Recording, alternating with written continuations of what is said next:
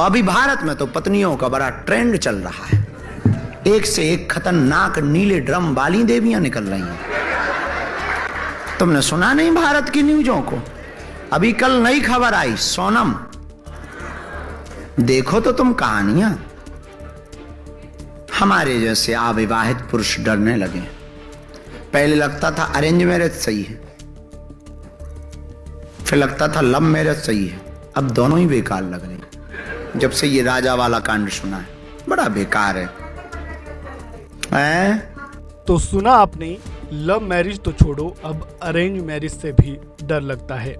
ये कहना है बागेश्वर धाम सरकार का, ये कहना है दूसरों के डर भगाने वाले धीरेन्द्र कृष्ण शास्त्री का।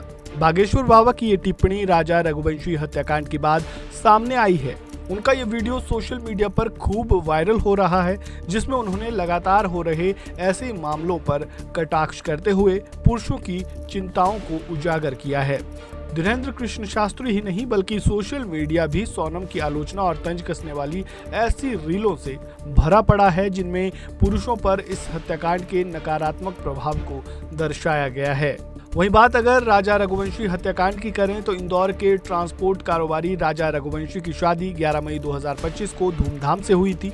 29 साल के राजा ने सोनम से 7 फेरे लिए, ये सोचकर कि जिंदगी भर का साथ मिला, लेकिन किसे पता था कि शादी के महज 12 दिन बाद मेघालय के जंगलों में उनकी जिंदगी का अंत हो जाएगा। उनकी नई नवेली दुल्हन सोनम और उसके प्रेमी राज कुशवाहा पर हत्या का सनसनीखेज आरोप है। महज 7 दिन में इस चर्चित हत्याकांड का पर्दाफाश करने के लिए शिलांग पुलिस की तारीफ हो रही है।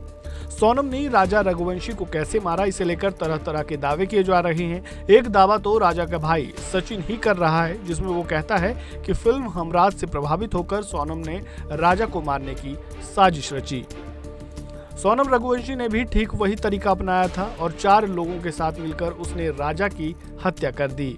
फिल्म हमराज में अमीषा पटेल ने जैसा किया, सोनम रघुवंशी ने भी ठीक वही तरीका अपनाया था और 4 लोगों के साथ मिलकर उसने राजा की हत्या कर दी थी। सर हमें संपर्क करती तो उसको हम छोड़ते क्या? सबसे पहले हम उसको पेश करवाते। हमें तो पता ही ना कुछ भी क्या है क्या नहीं, लेकिन जो चीज़ें हुई ना वो अचंभ पेचीदा चीज़ है। क्योंकि उस लड़की में कितनी हिम्मत है कि वो इंदौर आके भी चली गई। इतनी बड़ा घटनाक्रम करना आसान नहीं होता है, तो आप लगता है कहीं से इन्होंने सीखा है, कुछ किया है, क्या है? हाँ, एक मूवी देखोगे अपना हमराज। हमराज के अंदर सीन था कि उसकी शादी होती नहीं, उसकी बीवी उसको बोलती कि मेरा उपास है, मैंने मांग करी थी कि इस लड़की को मतलब मांग करी थी कि उसके बाद अपनी ज़िंदगी जी आगे की स्वागत बाद में बनाएंगे, और बाद में आकर उसको वहाँ जाकर मार देती है। आज वही हमारे साथ भी हुआ है। क्योंकि ऐसा कहा गया था कि राजा से कि जो भी राजा से नहीं कहा था, जैसे कि राजा का जो दोस्त थे उनने बताया गया कि राजा को उसने ऐसा बोला था कि मेरी मांग थी कि अपन दर्शन करेंगे, उसके बाद अपनी ज़िंदगी आगे की अच्छे से जिएंगे, कि अपन दोनों मंगल मंगली हैं। तो राजा भी उस चीज़ों में आ गया था। वहीं सोनम का भाई गोविंद राजा रघुवंशी की मां से मिलने पहुंचा। इस दौरान दोनों भावुक हो गए। राजा रघुवंशी की मां ने कहा, गोविंद ने कहा कि सोनम को फांसी पर लटका देना चाहिए, उसे राजा के लिए दुख है, सोनम के लिए नहीं। गोविंद की कोई गलती नहीं है। गोविंद भैया से मैंने पूछा कि तुम सोनम से मिले थे कि नहीं मिले थे, पहले तो मेरे को ये बताओ। तो उन्होंने बोला कि मम्मी मैं सोनम से मिला था 3 मिनट के लिए। तो मैंने बोला कि उसको मारा क्यों नहीं तुमने? तो बोले मारने का मौका ही नहीं दिया, पुलिस और मीडिया इतनी सारी थी वहाँ पर। क्या बात हुई आपकी? बोला कि सोनम को फांसी दिलवाई जाए, गोविंद भैया ने बोल के गए। आप गोविंद को माफ कर रहे हैं? आप उनको लगता है वो राजा के लिए दुखी थे, वो जी राजा के लिए दुखी थे, सोनम के लिए दुखी नहीं है। वो गोविंद की कोई गलती माता जी आपको?